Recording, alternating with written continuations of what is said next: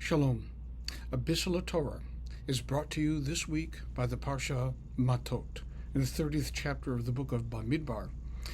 And we look today at a reading which, at first blush, does not appear tremendously compelling. But a deeper look at the very second verse of the Parsha reveals something entirely different. V'chi yidor neder. And when a person makes a vow is a powerful thing in our faith because it is constructed from words, and words are the foundation blocks of how we not only communicate to one another, but the foundation blocks as well of creation itself. We needn't be reminded that God creates with the given word.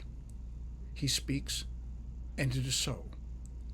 So when we speak to one another, we are not only imitating God, but we are also in the process of communicating to each other and creating something with the speech whenever we encounter another individual and we speak in a dialogue, not in two monologues cross one another, but rather speaking directly, heart to heart, and doing something that shouldn't be very difficult, but sometimes is.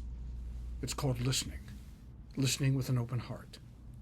But let's go back to the Parsha when a person swears an oath. In Judaism, we take oaths extraordinarily seriously.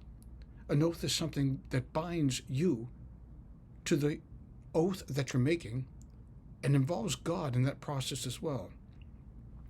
There are a couple of components to this. One of them is that when we speak as an individual to another person and we make an oath, that oath is sacrosanct. It's sacrosanct because you are Jewish, and the word of a Jew reverberates throughout our entire people.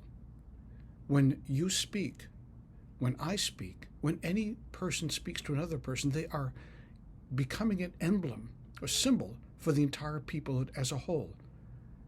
It's an onerous task when you think about it seriously, but one that should be taken seriously because this is how people conceive of one another. We represent not only ourselves, we represent the corpus of the people of Israel.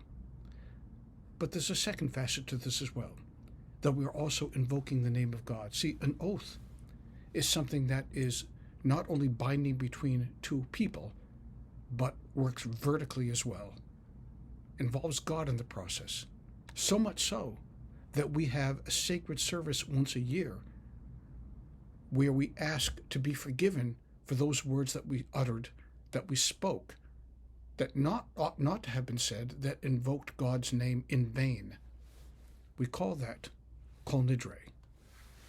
And needless to say, this is one of the 10 commandments, to not invoke God's name, bring it into disrepute.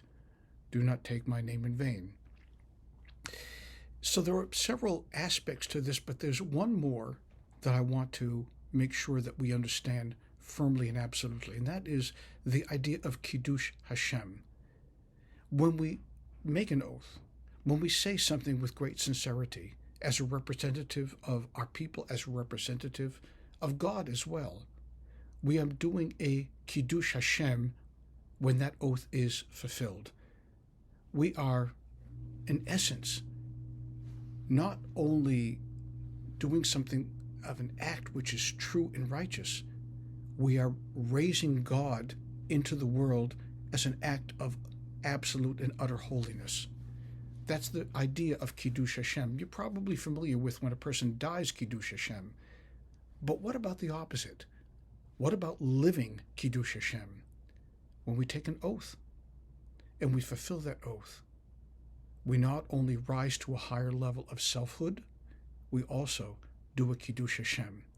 We make God's name radiant in the world.